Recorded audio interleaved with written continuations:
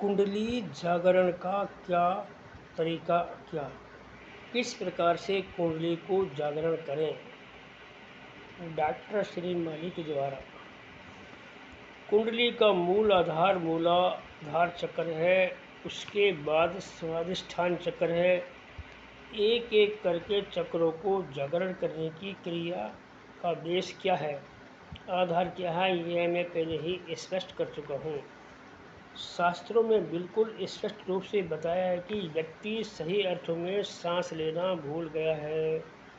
आप सांस ले रहे हैं, मगर जैसा मैं पहले ही उल्लेख कर चुका हूँ, आपको सांस लेना आता ही नहीं, क्योंकि सांस का संबंध सीधा नाभि से है। जब आप सांस लेते हैं तो आपकी नाभि प्रदेश में स्पंदन होना चाहिए।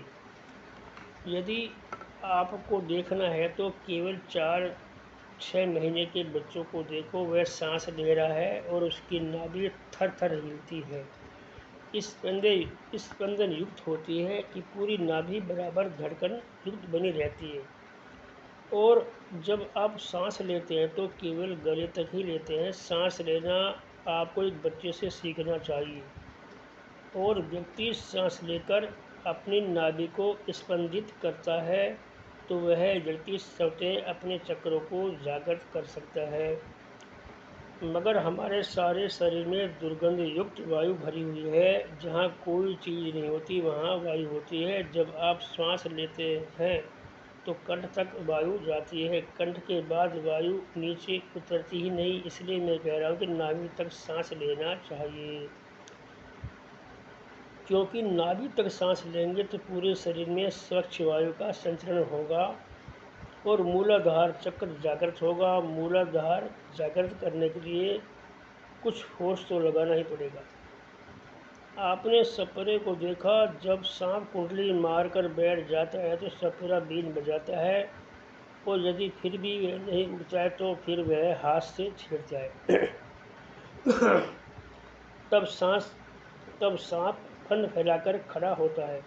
इसी प्रकार कुंडली के सुप्त अवस्था में ही, इसलिए उसको छेड़ने की जरूरत है। आप उसे धक्का देंगे फोर्स से, सांस के द्वारा, और तरीका है ही नहीं। आप सांस इतनी गहराई से लें कि नाभि में स्थित जो चक्र है सीधा उस पर धक्का लगे, और जब धक्का लगेगा तो वह अपने आप जागृत होगा। सबसे पहले कठिन क्रिया यही है कि हम धक्का लगाएं। धक्का लगाएंगे जोर से सांस लेने और छोड़ने की क्रिया से। इसको भस्त्रिका कहते हैं।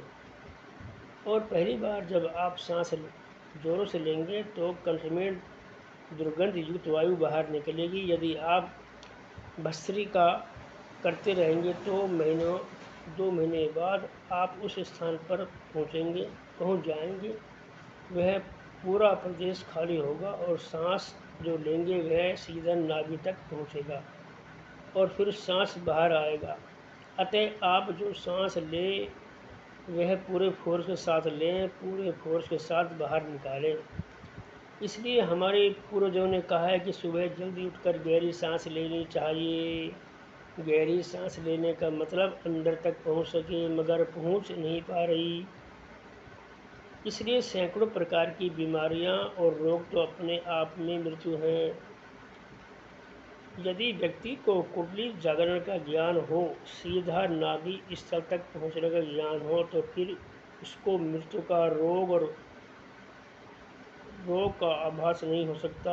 इसलिए इतने फोर्स के साथ बाहर निकाले कि ऐसा लगे कि सीना फट जाएगा, और उतनी जोर से श्वास को वापस खींचे। इन दोनों क्रियाओं को निरंतर करने से एक स्टेज आती है कि वह कुंडली जागृत होकर खड़ी हो जाती है। यह कोई ऐसी विशेष कठिन क्रिया नहीं है। आवश्यकता इस बात की है कि हम अपने पेट को पूरा खाली कर दें। इस भस्त्रिका से पूरे पेट को खाली रखने के 2 तरीके हैं। एक तरीका तो यह है कि व्यक्ति को भोजन कम करना चाहिए। यदि व्यक्ति अनाज खाना छोड़ दे तो वह व्यक्ति मर नहीं जाएगा, यह गारंटी की बात है। वह आटा खाता है इसलिए मर जाता है। जो व्यक्ति केवल वनस्पति पर रहता है वह अधिक जीवित रहता है। अब आप कहेंगे कि आपने ये सलाह तो दे दी पर भूख लग जाती है तो उसका क्या करें। तो मैं कहता हूँ कि आटा कम खाना चाहिए और भोजन करने से पहले पानी ज़्यादा पी लें। पानी ज़्यादा पी लेंगे तो फिर भूख कम लगेगी और आप कम रोटी ही खा सकेंगे। इसलिए पेट में ज़्यादा फालतू का सामान नहीं जाए और जो हो वह पहले उसे पचा दें। और दूसरी जो क्रिया है उसको शवासन से लेटकर पाँव को 6 इंच ऊपर उठा लें तो आप देखेंगे पूरे पेट में खिंचाव महसूस हो रहा है। केवल 1-2 मिनट में ही ऐसा लगेगा अंदर का सारा प्रदेश फट रहा है। जितना भी पेट में स्टोरेज है उसके टूटने का विखंडन ही क्रिया होगी और धीरे धीरे जो चर्बी है जिसको मांसपिंड कहा जाता है वह आप गलेगा। शरीर को तो ऊर्जा चाहिए। अब